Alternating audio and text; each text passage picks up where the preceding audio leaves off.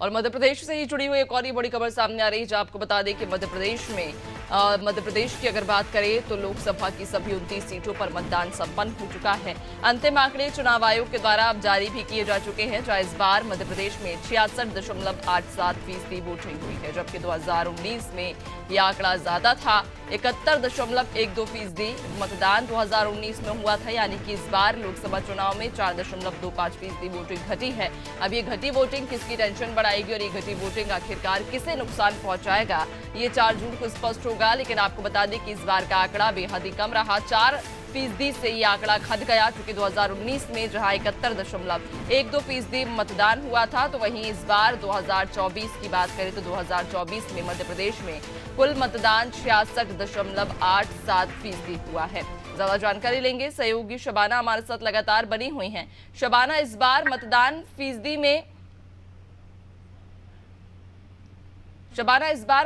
फीसदी में हमें जहां देखने को मिला कि इस बार कम मतदान प्रतिशत रहा है मध्य प्रदेश का, 2019 की तुलना में अगर देखें तो इस बार लगभग 4% घट गया।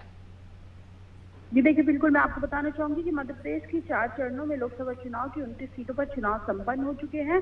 लेकिन अगर मैं बात करूं, अंतिम आंकड़े जो है निर्वाचन आयोग ने जारी कर दिए हैं। इस बार जो है 66.87% वोटिंग हुई है, जबकि 2019 की अगर मैं बात करूं तो 71.12% वोटिंग हुई थी। यानी कि इस बार 4.25% वोटिंग जो है घटी है। और जिन सीटों पर भाजपा कांग्रेस के बीच कड़ा मुकाबला था, या कांग्रेस और भाजपा के प्रभावशाली नेता मैदान में थे, या प्रत्याशी का जातिगत समीकरण देखें तो ऐसी सीटों पर खासकर सभी नेताओं का फोकस था। बावजूद उसके भी यहाँ पर वोटिंग में जो है गिरावट देखने को मिली है। और कई जगह तो पिछली लोकसभा चुनाव में जो है 70% से ऊपर वोटिंग पहुंच गई थी। लेकिन इस बार ऐसे क्षेत्र जो काफी प्रभावशाली थे वहां भी वोटिंग कम हुई है। तो एक तरफ कांग्रेस का साफ तौर पर कहना है कि सरकार के लोगों से नाराज है जनता, वहीं दूसरी तरफ जो है भारतीय जनता पार्टी के नेताओं का कहना है या सरकार के लोगों का कहना है कि जनता ने इस बार मध्य प्रदेश में 29 की 29 सीटें देने का जो लक्ष्य है वो भारतीय जनता पार्टी के लिए निर्धारित कर दिया। तो कहीं ना कहीं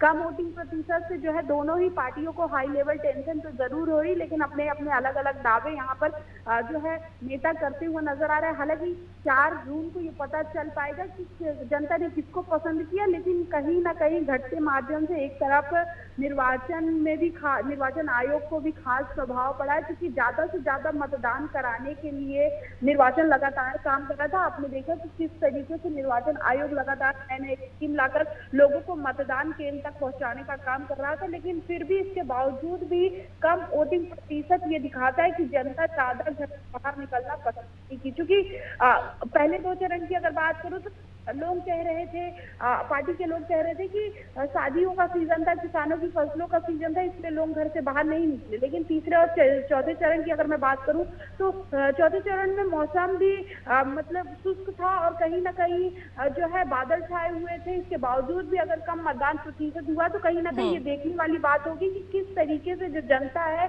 किस तरफ जा रही है और किसको वोट दिया। तो 4 जून का वो दिन है जब पता चलेगा। लेकिन कहीं ना कहीं दोनों ही पार्टियों की टेंशन बढ़ी हुई है और दोनों ही पार्टी अपना अलग अलग सर्वे कराने में लगे हुए हैं कि कहाँ कौन किस सीट जीत रहा है। बिल्कुल, वाकई चूंकि पार्टियों की टेंशन बनना लाजमी है, जिस प्रकार से वोटिंग प्रतिशत घटा है 4% के साथ यहाँ पर वोटिंग प्रतिशत घटा है।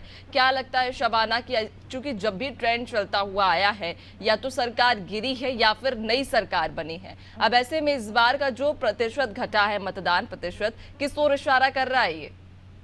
जी देखिए, मैं आपको बताना चाहूंगी मतदान प्रतिशत गिरने और मतदान प्रतिशत में बढ़ोतरी के अलग अलग मायने निकाले जाते हैं। कहा जाता है कि जब मतदान प्रतिशत में गिरावट होती है तो वो जो है सरकार के जो लोग हैं जो सरकार में है उनको कम पसंद करते हैं, और जब ज्यादा मतदान प्रतिशत होता है तो ये बदलाव के लिए कहा जाता है। लेकिन कहीं ना कहीं ये ट्रेंड लगातार चला हुआ आ रहा है। लेकिन इस बार देखना होगा कि अगर कम मतदान प्रतिशत से किस पार्टी को फायदा हुआ। हालांकि पहले ये कहा जाता था कि जब कम मतदान प्रतिशत होता तो सरकार के विरोध में होता है और ज्यादा होता है तो उस पार्टी के प्रत्याशी के पक्ष में होता है, जो नया हो या अलग हो या फिर जो विपक्ष में हो। तो इस बार दोनों ही पार्टियों की टेंशन इसलिए भी बढ़ी हुई है क्योंकि विधानसभा के नतीजे बिल्कुल विपरीत थे इससे, और वो सारी चीजें देखकर यहाँ पर लोकसभा चुनाव के जो नतीजे हैं उसका जो आकलन यहाँ पे दोनों ही पार्टियां कर रही। हालांकि रिजल्ट आने तक इंतजार करना पड़ेगा क्योंकि लेकिन कहीं ना कहीं 4 जून तक सभी पार्टियों के प्रत्याशियों की, इसके अलावा पार्टियों की भी टेंशन इसलिए बढ़ी हुई है क्योंकि सभी की साख दांव पे लगी है। ऐसे में मध्य प्रदेश में एक तरफ भाजपा को 29 सीटें जीतने का जो लक्ष्य है वो करके दिखाना, और दूसरी तरफ जीतू पटवारी जो खुद चुनावी मैदान में जरूर नहीं थे लेकिन पार्टी का नेतृत्व कर रहे थे, उन्हें पीसीसी चीफ बनाया गया था। ऐसे में उनका जो वर्चस्व है उसकी भी लड़ाई यहाँ पर देखने को मिल रही। तो कहीं ना कहीं 10 से 12 सीट जीतने वाली कांग्रेस पार्टी किस तरीके का प्रदर्शन करती है वो देखना दिलचस्प होगा। हालांकि घटते वोटिंग प्रतिशत से किसको फायदा हुआ है, किसको घाटा हुआ, किसको लाभ हुआ, ये भी देखना इस बार दिलचस्प होगा। वाकई शबाना, देखने वाली बात होगी कि इस बार का जो मतदान प्रतिशत घटा है आखिरकार ये किसे नुकसान पहुंचाएगा या किसे फायदा पहुंचाएगा, 4 जून को स्पष्ट हो जाएगा। आपका बहुत शुक्रिया, बने रहिएगा और भी अपडेट्स लेंगे शबाना।